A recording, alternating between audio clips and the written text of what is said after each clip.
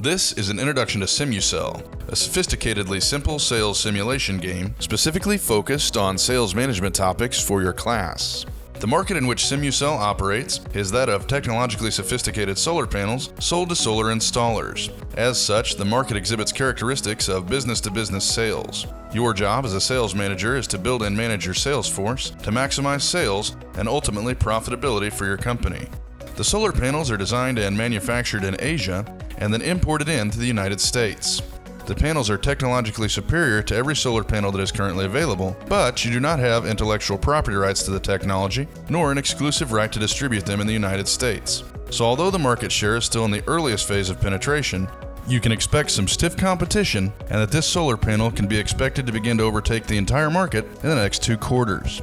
The manufacturer you purchase them from is known to sell them to other distributors at the same price. In other words, you do not have a product advantage over other distributors, nor do you have a price advantage. Accurate sales forecasting will be important for keeping your product costs under control and maximizing the profitability of your sales team.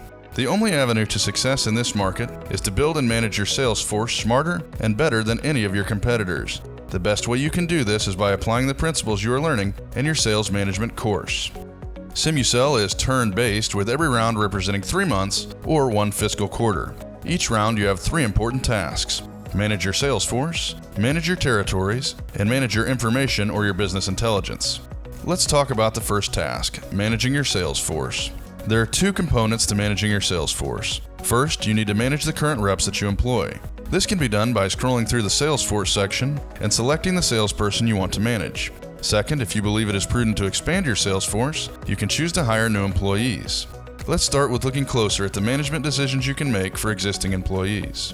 For each salesperson, you can see their background, education, current role perception, sales aptitude, selling skill level, and their overall motivation. You can also adjust their compensation structure, the amount of supervision they receive, the type of accounts they focus on, which territory they will work in, and their sales forecast.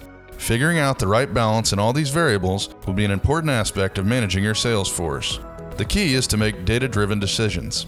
Having a sense of managerial decision-making definitely helps, but in the end, teams who base their management decisions on the data tend to perform best.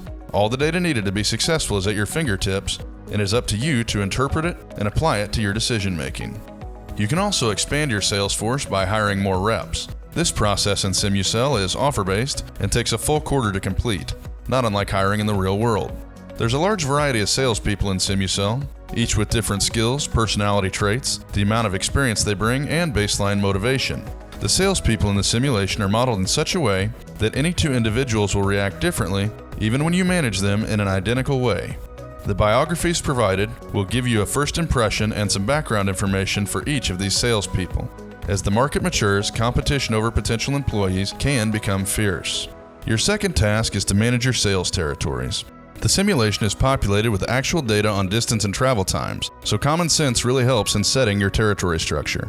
For example, making one territory that includes Alaska and Florida is probably not a good use of your salesperson's time. You make the decisions here though. You can create a territory as small as a single state or combine multiple states. The states can be connected, but there is no rule that dictates that territories need to be contiguous.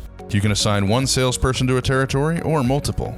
The territory potential is based on real-world sales data for solar panels. Although you do not have to be a solar panel expert to perform well in the simulation, you will find that Simusell mimics the real solar panel industry. That means that in certain sunny states, sales potential is higher. For example, California. Perhaps surprisingly, some less sunny states in the northeastern United States can also have solid sales potential. In those states, attractive tax benefits and beneficial billing regulations increase the demand for solar panels. Again, you do not need to necessarily know these things, as territory sales potential information is available from within the simulation. Your third task is managing your information and business intelligence. One of the goals of Simusell is to train you in making data-driven decisions. To this extent, there's a lot of information available to analyze each round. Some of the information is automatically generated for you. Other information is only available in premium reports, which you pay for directly through your profit and loss statement. As in real life, you should carefully consider the information you purchase.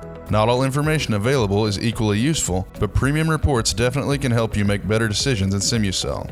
This has been a very short top-line overview of what the simulation is like. You should definitely read the student manual for more in-depth discussion of the different tasks and possibilities. There are 2 frequently asked questions that come back in almost every class every time. The first is, that's great about all those reports, but what is my budget for market research, salaries, etc.?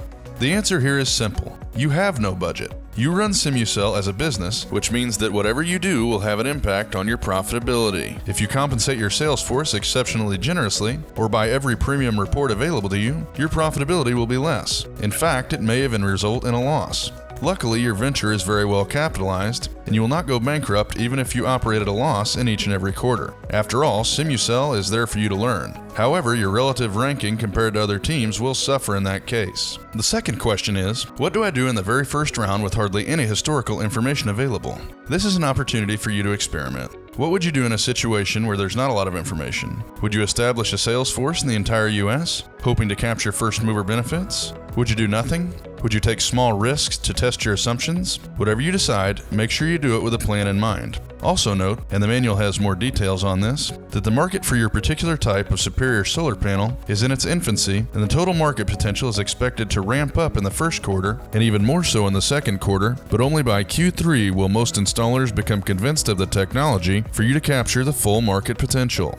Thank you for watching this presentation. I hope you'll enjoy the simulation and, more importantly, that you will see the value to the sales management concepts and challenges that are put together in this software. If you have any questions or ideas on how to improve the simulation, we would love to hear from you.